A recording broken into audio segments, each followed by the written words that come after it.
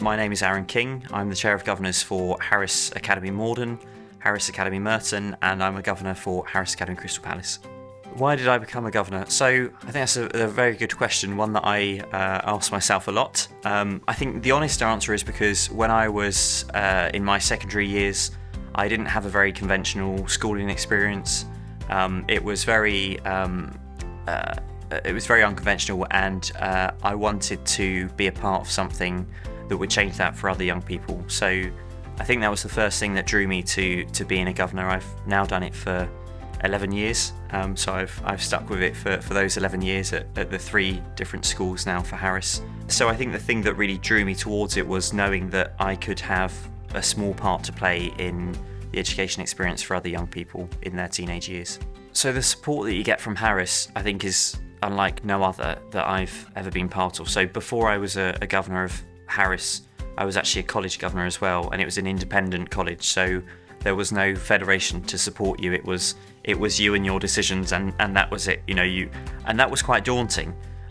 So when I became a governor at Harris, I didn't realise initially the huge machinery behind Harris as a network to be able to support governors, to support parents, to support students and teachers and staff at the academies.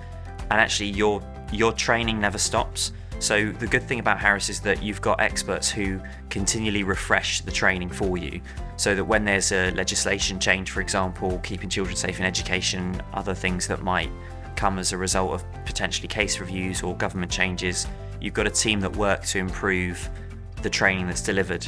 And the team that do that are experts in their own right. And you've got consultants at the Federation, you've got governor services that will put on things like, today's event, which is where you see hundreds of governors getting together and able to talk about their experiences. So you're not alone. You're not alone as a chair of governors, and you're not alone as a governor. You've got a support network around you, whether it's your local board or the wider Federation. Okay, so how would I encourage others to become a governor? So the thing that I would say to people is that you will find enjoyment in seeing students do well. You'll find enjoyment in seeing schools change. Harris, as you'll know, has a good reputation for taking on schools that are underperforming and turning them into outstanding schools. And being part of that, however small you think your part is really a moment to take pride in. When you see that you've been part of a system of change where you've been able to look at a school from perhaps underperforming and knowing that that's not delivering for the students what it should be delivering, it's not delivering for the parents what it should be delivering, and then taking that through to students doing so well that they then go on to achieve beyond what they thought they could achieve. You might think, actually, how will I find the time to do this?